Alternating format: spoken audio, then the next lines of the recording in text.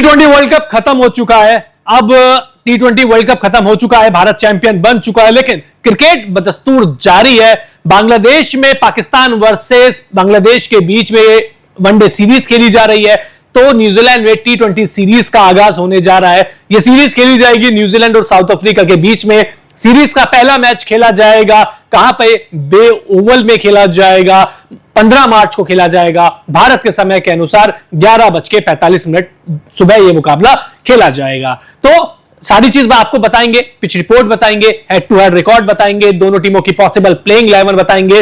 लेकिन उससे पहले अगर आपने हमारा टेलीग्राम चैनल और व्हाट्सएप चैनल ज्वाइन नहीं किया है तो फटाफट से कर लीजिए। दोनों के लिंक हमने डिस्क्रिप्शन में दे रखे हैं, जाइए ज्वाइन कीजिए और फायदा उठाइए, क्योंकि चाहे सही मैच प्रेडिक्शन हो, दुनिया भर की चाहे क्रिकेट की कितनी भी आपको खबर हो, आपको टेलीग्राम पर और व्हाट्सएप पे मिल जाती है। तो चलिए बिना वक्त गवाए सबसे पहले दोनों टीमों की पॉसिबल प्लेइंग 11 देख लेते हैं, फिर हेड टू हेड रिकॉर्ड देखेंगे, फिर पिच रिपोर्ट देखेंगे, फिर बे ओवल के हम आंकड़े देखेंगे। तो सबसे पहले हम बातचीत कर लेते हैं साउथ अफ्रीका की। तो साउथ अफ्रीका की साइड से केशव महाराज कप्तान है इस टीम के, अलग दिख रहे हैं क्योंकि बहुत सीनियर खिलाड़ियों को आराम दिया गया है और एडम मार्करम भी नहीं है, तो ये कप्तानी संभालेंगे। टोनी डी जॉर्जाई ये आपको ओपन करते हुए नजर आएंगे, अनुभवी खिलाड़ी है। रॉबिन हरमन के साथ अच्छे खिलाड़ी, अगर इनको आपने साउथ अफ्रीका T20 लीग में देखा हो तो। इसके बाद कॉर्नर स्टर्मर्स है, ये भी अच्छे बल्लेबाज हैं, फॉर्म में भी चल रहे हैं, अच्छी पारी खेली थी इन्होंने कहीं। डियान फोर्स्टर है, ये एक यंग तूफानी खिलाड़ी है और इनको माना जा रहा है कि साउथ अफ्रीका का फ्यूचर स्टार है। जॉर्डन हरमन ये भी अच्छे बल्लेबाज है, मिडिल ऑर्डर बल्लेबाज है। भाई इनके ऊपर खेल रहे हैं तो ये नीचे खेलते हुए दिखाई दे सकते हैं। इसके बाद जॉर्ज लिंडे T20 के स्पेशलिस्ट खिलाड़ी है, अलग अलग लीग में खेलते हुए आपको दिखाई देंगे।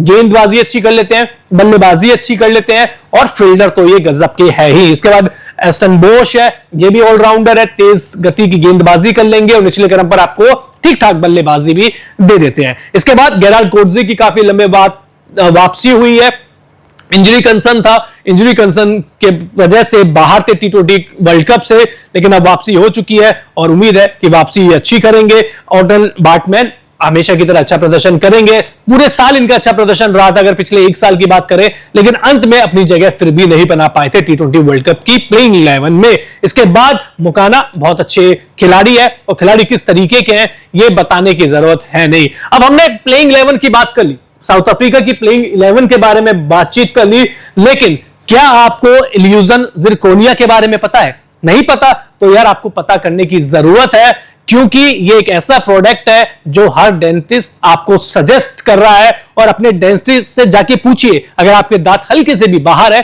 कैसे? जैसे ये बल्लेबाज गेंद को बाहर भेज देते हैं ना स्टेडियम से और गेंद हमको दिखती नहीं है, कुछ इसी तरीके से इस प्रोडक्ट को लगाने के बाद आपके दांत बिल्कुल अंदर दिखेंगे, कुछ आपको बाहर दांत दिखेंगे ही नहीं और जो आपकी परेशानी है वो पूरी तरीके से हो जाएगी खत्म।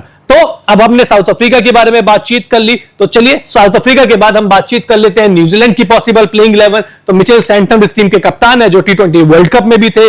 अब डेविन कॉनवे है जिनकी फॉर्म बहुत अच्छी नहीं थी, इसलिए इनको वर्ल्ड कप से बाहर कर दिया गया। टॉम लाथम है, इन्होंने भी अच्छा प्रदर्शन किया था जो इनकी सुपर स्मैश लीग खेली गई थी, इसलिए इनकी भी वापसी हुई है। अनुभवी खिलाड़ी है, आप सभी को पता है। केटन क्लार्क है, बेवन जैकब्स है, बहुत बड़े खिलाड़ी बनने वाले हैं बेवन जैकब्स। मुंबई इंडियंस ने भी उनके ऊपर दाव खेला हुआ है, तो सोच लीजिए जिसके ऊपर मुंबई इंडियंस की नजर हो तो वो खिलाड़ी कितना आगे जा सकता है। निक कैली है, अनुभवी खिलाड़ी है डोमेस्टिक में।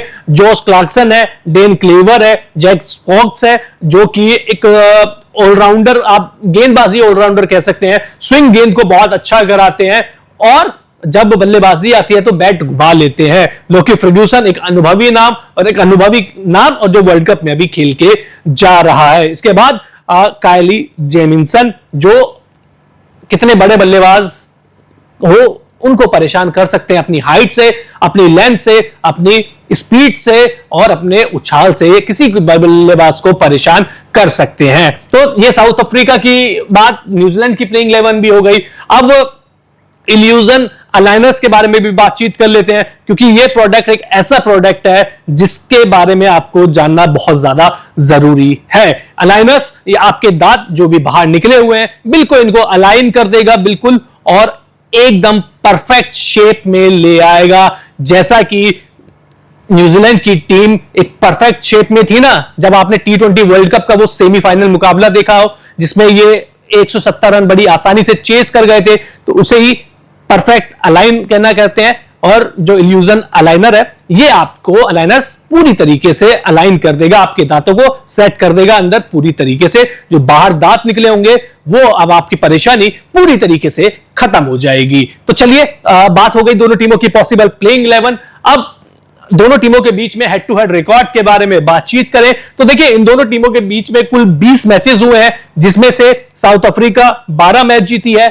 और न्यूजीलैंड 8 मैच जीतने में कामयाब रही है। लेकिन एक चीज मत भूलिए, एक चीज जरूर ध्यान रखिए कि साउथ अफ्रीका अपने घर पे नहीं खेल रही, न्यूजीलैंड अपने घर पे खेल रही है। अब पिच रिपोर्ट के बारे में बातचीत कर लेते हैं। तो क्या कहती है पिच रिपोर्ट? तो पिच रिपोर्ट क्या कहती है? तो देखिए Bay Oval Mount New Zealand versus South Africa first T20 की मेजबानी करने को तैयार है। बे ओवल स्टेडियम की पिच संतुलित मानी जाती है, यानी कि यहां पे गेंदबाजों और बल्लेबाजों दोनों को मदद मिलती है। इस मैदान पर सुपर स्मैश टूर्नामेंट के दौरान अच्छे स्कोर भी देखने को मिले थे, इसलिए पहले मैच में आप एक हाई स्कोरिंग मैच देखते हुए आपको लगता है कि आप देख लेंगे, मुझे लग रहा है कि आप एक हाई स्कोरिंग मैच की उम्मीद कर सकते हैं। पहले बल्लेबाजी करने वाली टीम तकरीबन या करीब 190 रन का स्कोर बना सकती है और वो 190 रन का यहां पर स्कोर चेस करना आसान बिल्कुल भी नहीं होगा, मैं कहूंगा बल्कि और मुश्किल होगा, क्योंकि यहां पे चेस करना वैसे ही मुश्किल होता है। क्यों कह रहा हूं, चलिए आपको दिखा देता हूं कि बे ओवल के आंकड़े क्या कहते हैं। तो देखिए यहां पर कुल 24 T20 इंटरनेशनल मैचेस हुए हैं। पहले बल्लेबाजी करने वाली टीम 15 मैच जीती है, बाद में बल्लेबाजी करने वाली टीम 5 मैच जीती है। पहली पारी का एवरेज स्कोर 155 रन है तो दूसरी पारी का 137 रन है। और जो हाईएस्ट टोटल रिकॉर्ड है 243 रन है, न्यूजीलैंड ने वेस्टइंडीज के खिलाफ बनाए थे और लोएस्ट स्कोर यहां पे 90 रन है जो वेस्टइंडीज की विमेंस की टीम न्यूजीलैंड विमेंस के सामने हो गई थी धराशायी। हाईएस्ट टोटल यहां पे जो स्कोर चेज हुआ है 185 रन का हुआ है, लेकिन ध्यान दीजिए 16.3 गेंद पे ही वो चेस कर लिया था ऑस्ट्रेलिया ने न्यूजीलैंड के खिलाफ। तो हाई स्कोरिंग मैच आपको देखने को मिल सकता है, लेकिन सवाल यह है जीतेगा कौन, न्यूजीलैंड या साउथ अफ्रीका? कमेंट बॉक्स में बता दीजिए आपको क्या लगता है। इसके अलावा हमारे चैनल को लाइक शेयर सब्सक्राइब आप कर लीजिए। बहुत बहुत शुक्रिया।